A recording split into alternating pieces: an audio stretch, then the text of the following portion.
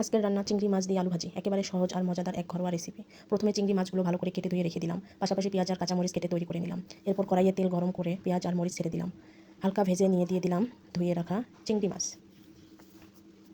মাছগুলো হালকা ভাজা হলে তাতে পরিমাণ মতো লবণ আর হলুদ মেশালাম, ভালোভাবে নেড়ে দিয়ে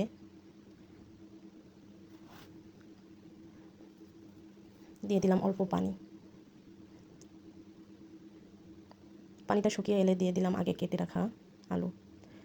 সব কিছু ভালো করে মিশিয়ে দিয়ে ঢেকে রাখলাম কিছুক্ষণ।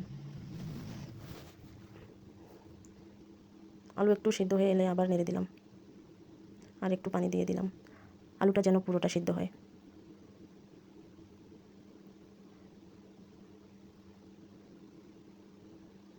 শেষে যখন পুরোটা সিদ্ধ হয়ে যাবে তখনই তৈরি হয়ে গেল আমার মজাদার আলু দিয়া চিংড়ি মাছের ভাজি। আজকের রেসিপিটি যদি আপনাদের ভালো লেগে থাকে তাহলে প্লিজ লাইক, কমেন্ট, শেয়ার এবং সাবস্ক্রাইব করতে ভুলবেন না।